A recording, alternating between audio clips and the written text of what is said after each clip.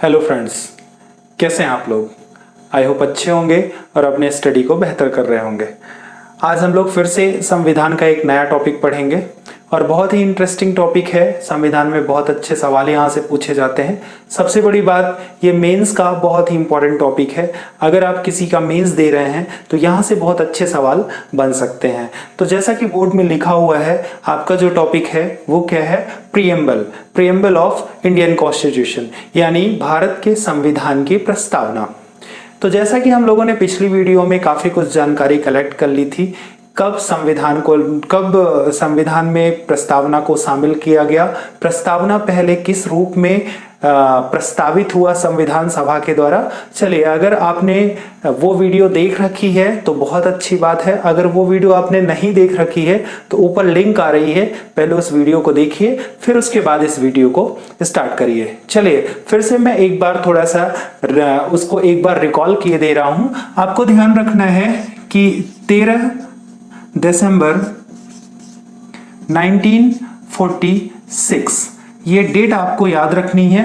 13 सितंबर 1946 को एक प्रस्ताव आया जिसे कहा गया उद्देश्य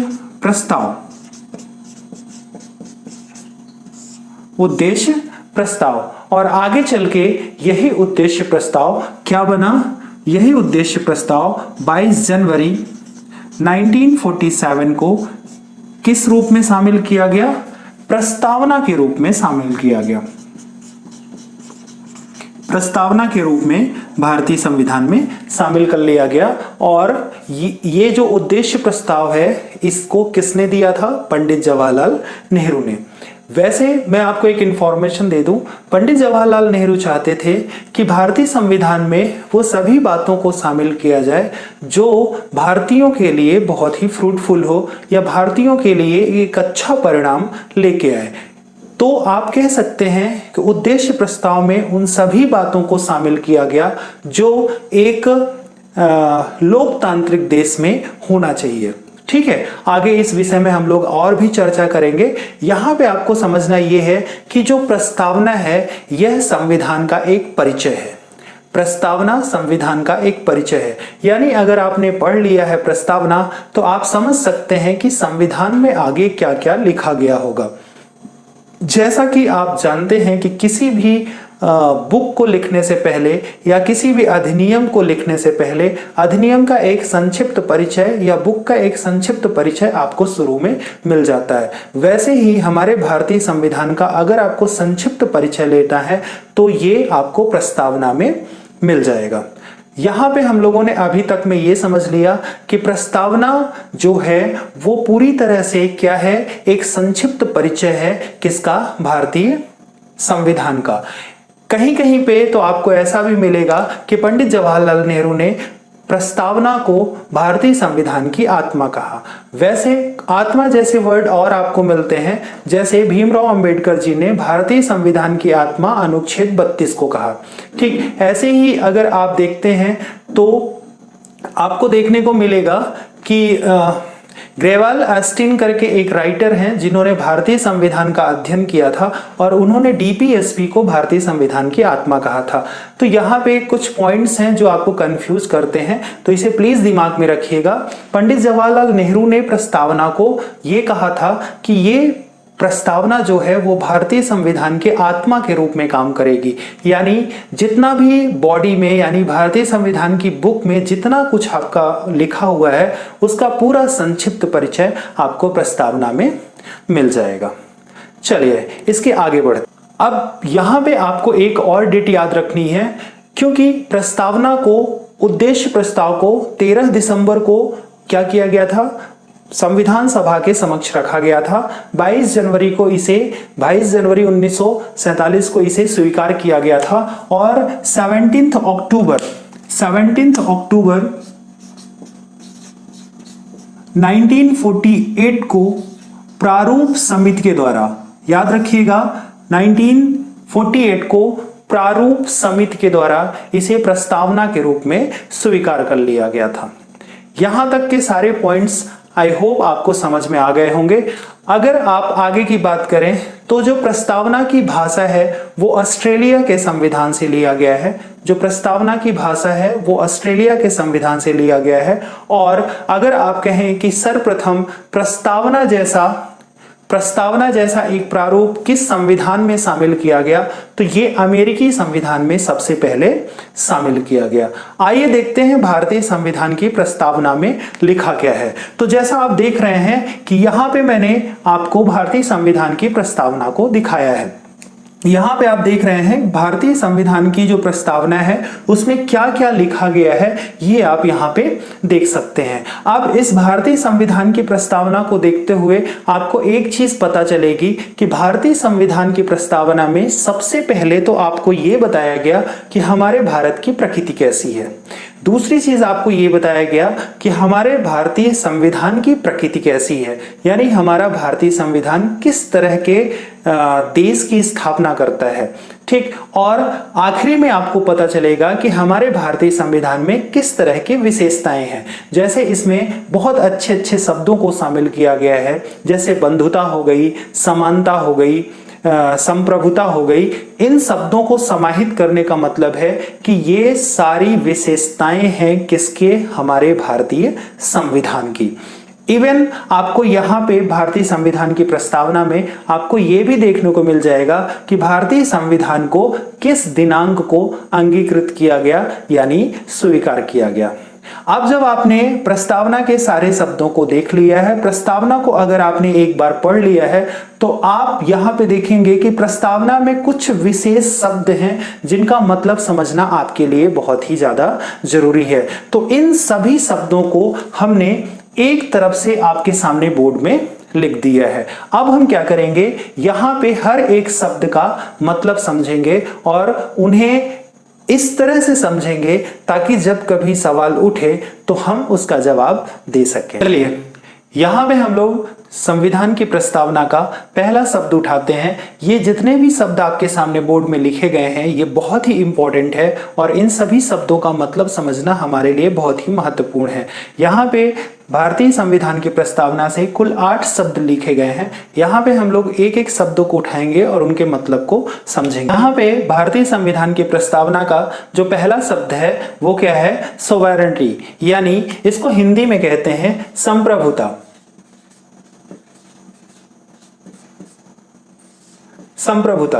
अब यहाँ पे आपको संप्रभुता का मतलब समझना है। संप्रभुता का मतलब होता है किसी के प्रभुत्व में ना रहना, यानी किसी के नियंत्रण में ना रहना, पूरी तरह से स्वतंत्र रहना। संप्रभुता का यहाँ जो अर्थ है ये आपको समझना बहुत जरूरी है। भारत जब आजाद हुआ और भारत जब एक गणतंत्र के रूप में, एक रिपब्लिकन के रूप में सामने आया, तो उसने अपने आप को पूरी तरह से क्या किया, सोवेनियर कंट्री के रूप में स्थापित किया। आप कह सकते हैं एक संप्रभुता वाले देश के रूप में स्थापित किया। और उन्होंने भारत ने, या भारत की जो संविधान निर्मात्री सभा के जो सदस्य थे, उन्होंने क्लियर कट में ये कहा कि हमारा भारत देश अब किसी के नियंत्रण या किसी के प्रभुत्व में नहीं होगा, यानी यह पूरी तरह से स्वतंत्र होगा। हालांकि कुछ लोग ऐसा कहते हैं कि जैसे आप देखते होंगे कि 1949 में भारत ने यूएन की सदस्यता ली, यूएन की मेंबरशिप इसने ली। और यहाँ पे ऐसा कहा गया कि यूएन की मेंबरशिप लेने के बाद ये जितने भी प्रभुत्वशाली देश हैं उनके अंडर में आ गया। बट यहाँ पे पूरी तरह से क्लियर कट कहा गया कि यूएन की मेंबरशिप लेने का मतलब यह बिल्कुल नहीं है कि हम किसी के प्रभुत्व में आ गए या हमारे ऊपर किसी का प्रभुत्व हो गया। तो यहाँ पे आई होप आपको मतलब समझ में आ गया होगा कि प्रभुत्व संपन्न या प्रभुत्व का मतलब क्या है। चलिए चलते हैं दूसरे शब्द पे। हमारा यहाँ पे जो दूसरा शब्द है वो क्या है, सोशलिस्ट। सोशलिस्ट का मतलब है समाजवाद।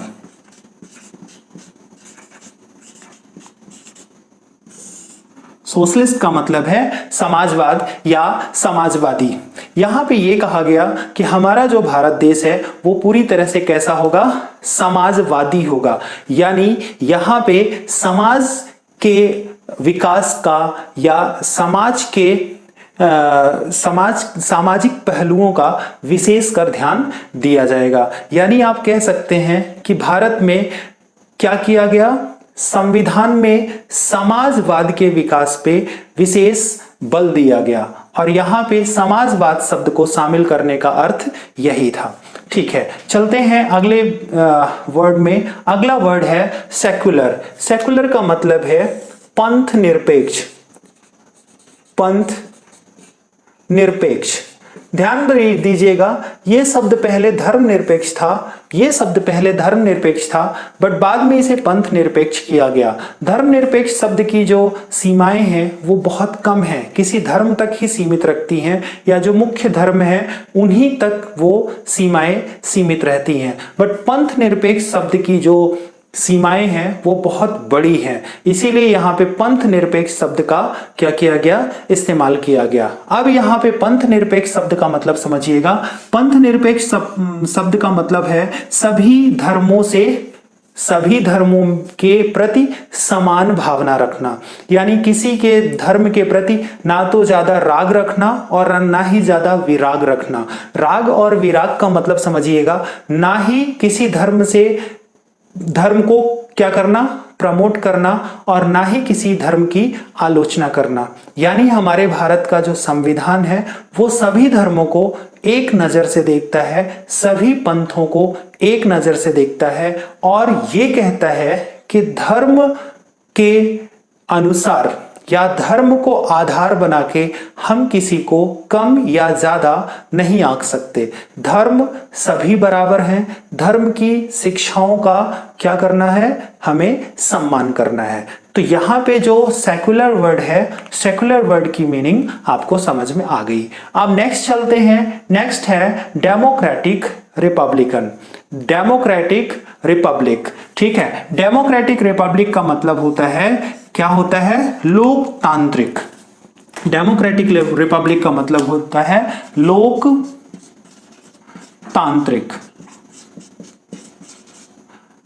अब यहां पे ध्यान दीजिएगा, लोकतांत्रिक का मतलब क्या होता है। तो लोकतांत्रिक का मतलब होता है कि जनता के ही द्वारा उस देश में शासन किया जाए, यानी जनता के द्वारा जनता के ऊपर किया जाने वाला शासन, यानी for the people by the people, वो क्या कहलाता है, लोकतंत्र कहलाता है। अब देखिए यहां पे आपको ये समझना है कि जब हमारा भारत देश आजाद हुआ तो ये कहा गया कि अब भारत की जनता ही क्या होगा, भारत के भाग्य की निर्मात्री बनेगी, यानी भारत का जो नियंत्रण होगा वो भारत की जनता के पास ही होगा। यानी अब जो भारत में शासन चलेगा वो भारत की जनता के द्वारा ही किया जाएगा, और इसी को हम क्या कहते हैं, लोकतंत्र कहते हैं। बट यहाँ पे कुछ पेचीदगियां हैं, उन्हें समझना आपको जरूरी है। जैसे लोकतंत्र दो तरह के हो सकते हैं, एक प्रत्यक्ष लोकतंत्र हो सकता है और एक अप्रत्यक्ष हो सकता है। तो ध्यान रखिएगा, हमारे यहां इनडायरेक्ट डेमोक्रेटिक सिस्टम है। कैसा है, इनडायरेक्ट डेमोक्रेटिक सिस्टम है। क्यों ऐसा है, क्योंकि देखिए हमारा जो राष्ट्राध्यक्ष होता है या हमारा जो राष्ट्र का प्रमुख होता है, कौन, प्रेसिडेंट यानी राष्ट्रपति। तो राष्ट्रपति को हम नहीं चुनते हैं, हम क्या करते हैं, अपने प्रतिनिधि को चुनते हैं, और हमारे जो प्रतिनिधि होते हैं वो आगे चल के राष्ट्रपति को चुनते हैं। तो ध्यान रखिएगा, ये इनडायरेक्ट क्या हो जाएगा, डेमोक्रेटिक सिस्टम हो जाएगा। कई देशों में डायरेक्ट डेमोक्रेटिक सिस्टम भी है, तो आप समझ लीजिए कि डायरेक्ट डेमोक्रेटिक सिस्टम क्या होता है। डायरेक्ट डेमोक्रेटिक सिस्टम का मतलब होता है कि जब हम राष्ट्राध्यक्ष का चुनाव जनता के द्वारा हो, यानी जो राष्ट्राध्यक्ष है वो जनता के द्वारा ही चुना गया हो। तो यहां पे आपको प्रत्यक्ष और अप्रत्यक्ष शब्द का भी मतलब समझ में आ गया होगा। चलिए आगे बढ़ते हैं, और आगे हम लोग देखते हैं कि हमारा अगला शब्द कौन सा है और उसका हमारे कॉम्पिटिटिव एग्जाम में क्या इंपॉर्टेंस हो सकता है। ठीक है, तो यहां पे नेक्स्ट है जस्टिस। जस्टिस यानी न्याय। जस्टिस यानी न्याय। यहां पे ध्यान दीजिएगा, जस्टिस यानी न्याय। न्याय का मतलब है कि किसी भी व्यक्ति के साथ, किसी भी नागरिक के साथ किसी भी आधार पर उसके साथ भेदभाव ना किया जाए, यानी जो न्याय है वो सबके लिए बराबर हो। न्याय किसी वजह से क्या किसी आधार पर किसी के साथ न्याय की नजरिए से भेदभाव नहीं होना चाहिए। आप देखते हैं कि भारतीय संविधान का जो अनुच्छेद 14 से लेके 18 तक है वो इसी तरह के भेदभाव का अंत करता है, जिसमें अनुच्छेद 14 में सीधे सीधे लिखा गया है कि किसी भी नागरिक के साथ व्यक्ति विशेष, जन्म स्थान, समूह, जाति, धर्म, इन सब को लेके कभी भी उसके साथ न्यायिक नजरिए से भेदभाव नहीं किया जाएगा। हालांकि भारतीय संविधान में पूरी तरह से यह कह दिया गया है कि इन आधारों पर किसी भी के साथ किसी भी तरह का भेदभाव नहीं किया जाएगा, बट अनुच्छेद 14 में जो लिखा है वो क्लियर कट में लिखा है कि भारतीय संविधान के अनुसार किसी भी व्यक्ति के साथ न्यायिक भेदभाव नहीं किया जाएगा किसी भी आधार पर। आप कह सकते हैं कि भारतीय संविधान में सीधे सीधे लिखा हुआ है कि नागरिकों को आर्थिक, सामाजिक और राजनीतिक न्याय का अधिकार है। आर्थिक, सामाजिक और राजनीतिक न्याय का अधिकार है। अब आपको कई बार पूछ दिया जाता है कि आर्थिक, सामाजिक और राजनीतिक न्याय का अधिकार, ये शब्द कहां से आया? तो ये शब्द रूसी क्रांति से लिया गया। रूसी क्रांति का प्रमुख जो उद्देश्य था वो यही था, आर्थिक, राजनीतिक और सामाजिक न्याय को प्राप्त करना। तो यहां पे ध्यान रखिएगा, न्याय का मतलब है प्रत्येक नागरिक को आर्थिक, सामाजिक और राजनैतिक न्याय प्राप्त होना, या आप कह सकते हैं कि यहां पे ये कहा जाए कि प्रत्येक नागरिक के साथ किसी भी आधार पर न्यायिक दृष्टि यानी न्याय को लेके भेदभाव ना किया जाए, न्याय सबके लिए एक जैसा हो। ठीक है, चलिए आगे बढ़ते हैं। नेक्स्ट यहां पे हमारा जो वर्ड है वो क्या है? लिबर्टी। लिबर्टी का मतलब है स्वतंत्रता। स्वतंत्रता, यहां पे स्वतंत्रता का मतलब समझिएगा। स्वतंत्रता का मतलब है कि भारत में प्रत्येक नागरिक क्या है? स्वतंत्र है। वो अपनी धार्मिक भावनाओं को अपने हिसाब से मान सकता है, उसे अपने जीवन में सम्मिलित कर सकता है, उसे अपने प्रकृति में सम्मिलित कर सकता है। यानी कोई भी व्यक्ति किसी भी तरह से किसी काम को करने के लिए बाध्य नहीं है, किसी भी काम को करने के लिए बाध्य नहीं है। इवन हमारे भारत देश के संविधान में भारत को सुदृढ़ बनाने के लिए कुछ कर्तव्यों को भी समाहित किया गया है। ये आगे आप पढ़ेंगे, है ना, कि संशोधन के तहत हुआ, किसने दिया, है ना, किसने सिफारिश की, ये सब आगे पढ़ेंगे। तो हमारे भारतीय संविधान में दो चीजों की बात की जाती है, एक मौलिक कर्तव्य की और एक मूल अधिकार की। ठीक है, एक फंडामेंटल राइट्स की और एक फंडामेंटल ड्यूटी की।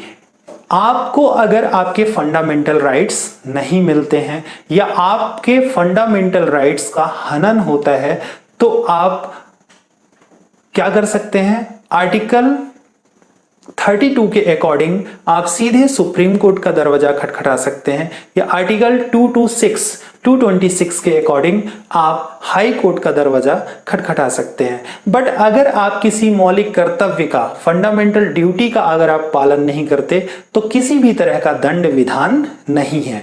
यानी आपको भारत में पूरी तरह से स्वतंत्र रखा गया है। इवन संविधान के द्वारा बनाए गए फंडामेंटल ड्यूटी को भी ना मानने पर आपको किसी भी तरह का दंड विधान नहीं है। तो इस तरह से आप कह सकते हैं कि भारत में बहुत ही ज्यादा नागरिकों को स्वतंत्रता दी गई है, और यहीं पे ये स्वतंत्रता वर्ड का मतलब है, लिबर्टी वर्ड का जो मतलब है वो मैंने आपको समझा दिया।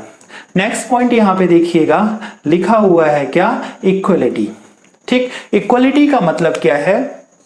इक्वलिटी का मतलब है समानता। इक्वलिटी का मतलब है समानता। यहां पे समझिएगा, यहां पे आपको यह कहा जा रहा है या प्रियम्बल में यह समझाया गया है कि भारत में किसी भी तरह से किसी भी नागरिक के साथ किसी भी आधार पर क्या असमानता का व्यवहार नहीं किया जाएगा, किसी भी तरह का भेदभाव नहीं किया जाएगा। और आपने देखा भी, समानता का अधिकार 14 से लेके 18 तक आपको दिए गए हैं, जिसमें किसी भी तरह से किसी भी आधार पर आपके साथ भेदभाव नहीं किया जा सकता। चलिए बढ़ते हैं हमारे आखिरी वर्ड की तरफ। हमारे आखिरी वर्ड है क्या? बंधुता। आखिरी वर्ड हमारा क्या है? बंधुता। बंधुता। और ये जो बंधुता वर्ड है, ये बंधुता जो शब्द है, ये हमें सिखाता है क्या? ब्रदरहुड, भाईचारा। यानी संविधान की प्रस्तावना क्या कहती है कि हम भारत के लोग एक हैं। अगर आप पहले देखें तो we the people of India, we the people of India, हम भारत के लोग हैं। हम किसी धर्म में नहीं बटे हैं, हम किसी जाति में नहीं बटे हैं, हमारी भावनाएं अलग नहीं हैं। अलग होते हुए भी हम क्या हैं? एक हैं। अनेकता में क्या है? एकता है। तो हमारे भारत की जो संविधान की प्रस्तावना है वो हमें सिखाती है कि हम क्या हैं? हम एक ब्रदरहुड में बंधे हुए हैं, हम एक भाईचारे में बंधे हुए हैं और हमें एक रह के क्या करना है? भारत की एकता की, भारत की अखंडता की रक्षा करनी है। तो आई होप आपको संविधान की प्रस्तावना में जितने मुख्य शब्द हैं इनके अर्थ आपको समझ में आ गए होंगे। ध्यान दीजिएगा, छोटी वीडियो है, लंबी वीडियो में नहीं बना सकता, आप बोर होने लगेंगे। मैंने आपको की फैक्ट समझा दिया है।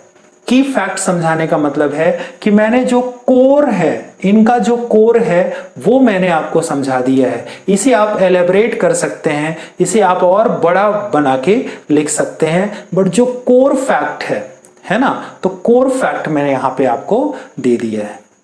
चलिए बढ़ते हैं आगे कुछ और फैक्ट की तरफ जो हमारे संविधान की प्रस्तावना से जुड़े हो। चलिए तो बढ़ते हैं एक बहुत ही इंपॉर्टेंट मुद्दे की तरफ। और यहाँ पे सबसे बड़ा मुद्दा है कि अभी तक हम लोगों ने ये तो समझ लिया कि जो हमारी प्रस्तावना है वो संविधान का एक परिचय है, या आप कह सकते हैं संविधान के लिए एक अभिन्न अंग जैसा है। ठीक है, अभिन्न अंग जैसा है। बट यहाँ पे सवाल ये उठने लगा कि क्या प्रस्तावना संविधान का अंग है? क्या, ठीक, क्या प्रस्तावना संविधान का अंग है?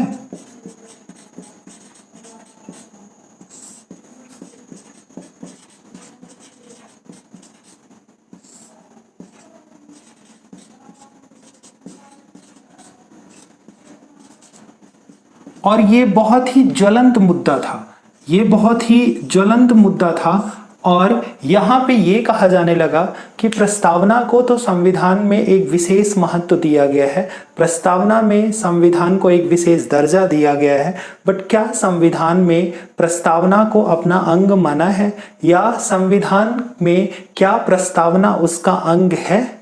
ये सवाल उठने लगा। तो ध्यान दीजिएगा, यहाँ पे दो वाद आपके सामने आए। ठीक, ध्यान से सुनिएगा, यहाँ पे दो वाद आपके सामने आए। वाद का मतलब है केस, वाद का मतलब है केस। यहाँ पे दो वाद आपके सामने आए। एक कौन सा है? बेरुबाड़ी मामला। और ये जो बेरुबाड़ी मामला था ये कब आया? 1960 में आया। ये कब आया? 1960 में आया। ध्यान रखिएगा, मैं आपको बहुत ही आसान तरीके से और बहुत ही सिंपल वे में आपको बता रहा हूं। अगर ऐसे ही आपने याद रखा तो एग्जाम में कभी प्रॉब्लम आपको नहीं होगी। बेरुबाड़ी मामला जो था ये सुप्रीम कोर्ट में आया मामला, और ये सुप्रीम कोर्ट में मामला कब आया? 1960 में आया। ठीक है, अब इसमें क्या कहा गया कि यद्यपि जो भारतीय संविधान है या जो भारतीय संविधान निर्मात्री सभा है उसमें जो सदस्य थे उनके सदस्यों के दिमाग की उपज है क्या? प्रस्तावना। और प्रस्तावना संविधान के लिए काफी महत्वपूर्ण है, बट इसे प्रस्तावना का अंग नहीं माना जा सकता। ठीक है, और यहाँ पे बेरुबाड़ी मामला में कह दिया गया कि नो, प्रस्तावना संविधान का अंग नहीं है। अब मैं इन दो वाद की बात क्यों कर रहा हूं? क्योंकि इन्हीं दो वादों में, इन्हीं दो मामलों में, इन्हीं दो केसों में भारतीय संविधान के प्रस्तावना की बात कही गई।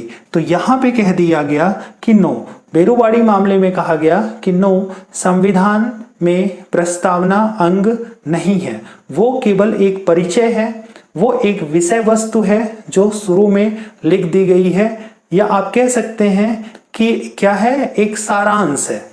ठीक है, लिख दिया गया है बट उसे संविधान का अंग नहीं माना जा सकता। ठीक, अब देखिए दूसरा मामला आया केशवानंद भारती।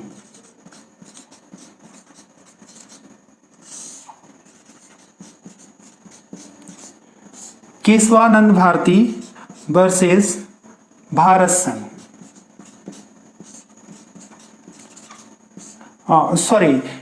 केशवानंद भारती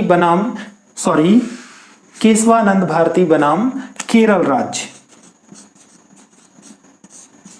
ध्यान रखिएगा, ये केशवानंद भारती जी एक संत हैं। ठीक है, ये कब आया था? ये आया था कब, याद रखिएगा, ये आया था 1973 में।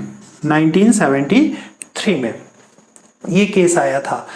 वैसे केशवानंद भारती बनाम केरल राज्य बहुत ही इंटरेस्टिंग केस है और ये एक माइलस्टोन है इंडियन पॉलिटिक्स, या आप कह सकते हैं कि जो भारतीय राजनीति की हिस्ट्री है, ठीक है, इसमें एक बहुत ही ज्वलंत मुद्दा है केशवानंद भारती बनाम केरल राज्य का जो मामला है। ठीक, ये मील का पत्थर साबित हुआ। बहुत सारे मामलों में ये मील का पत्थर साबित होता है। अगर कभी मौका मिला तो हम केशवानंद भारती बनाम केरल राज्य पे एक अलग से वीडियो बना के आपको देंगे, बहुत ही इंटरेस्टिंग वीडियो रहेगी। इस मामले में सुप्रीम कोर्ट ने कहा, इस मामले में सुप्रीम कोर्ट ने क्या कहा? यस।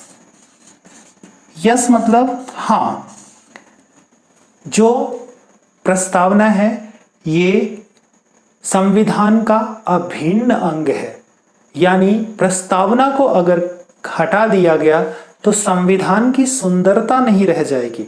यहां पे प्रस्तावना को पूरी तरह से अभिन्न अंग मान लिया गया, यानी आप कह सकते हैं कि अब अनुच्छेद 368 आर्टिकल 368 के तहत अब हम प्रस्तावना में भी बदलाव कर सकते हैं। यानी केशवानंद भारती बनाम केरल राज्य के निर्णय के बाद या सुप्रीम कोर्ट के निर्णय के बाद अब हम क्या कर सकते हैं? प्रस्तावना में बदलाव कर सकते हैं। अब यहाँ पे एक फैक्ट आपको याद रखना है कि इस निर्णय के आधार पे पहली बार भारतीय संविधान में प्रस्तावना में क्या किया गया? परिवर्तन किया गया। प्रस्तावना में क्या किया गया? संशोधन किया गया। और यह संशोधन कब किया गया? 42वें संविधान संशोधन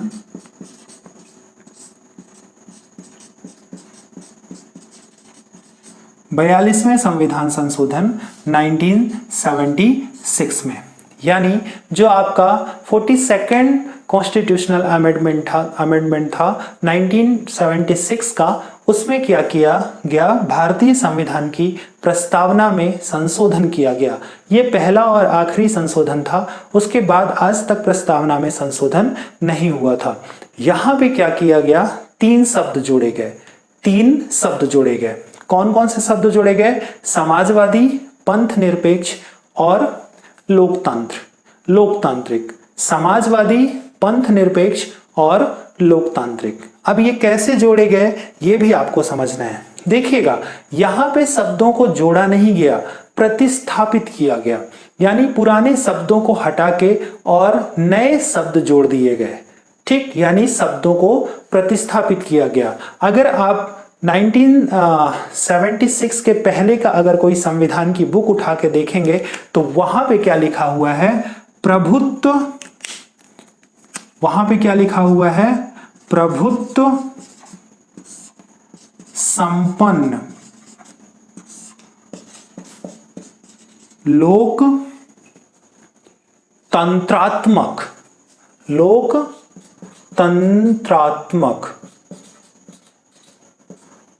प्रभुत्व संपन्न लोकतंत्रात्मक। ये लाइन आपको मिलेगी 1976 के पहले। अब क्या किया गया? 1976 के बाद यहां पे क्या जोड़ दिया गया? समझिएगा, यहां पे जोड़ दिया गया क्या जोड़ दिया गया? संपूर्ण प्रभुत्व संपन्न, संपूर्ण प्रभुत्व संपन्न समाजवादी पंथ निरपेक्ष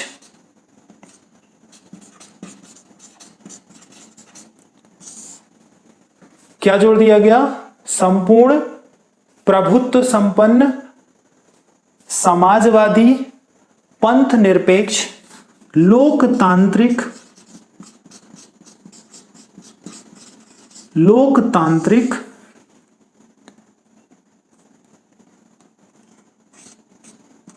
गणराज्य,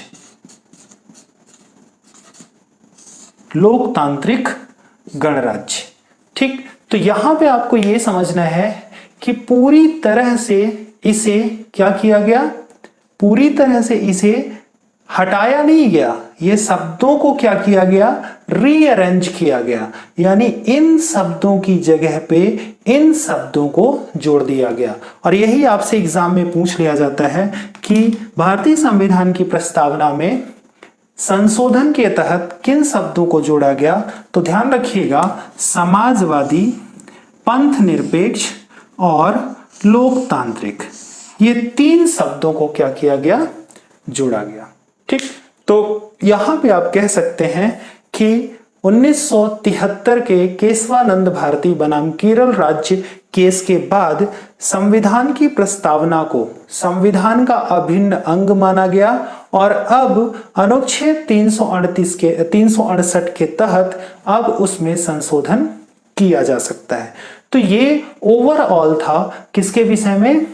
भारतीय संविधान की प्रस्तावना के विषय में।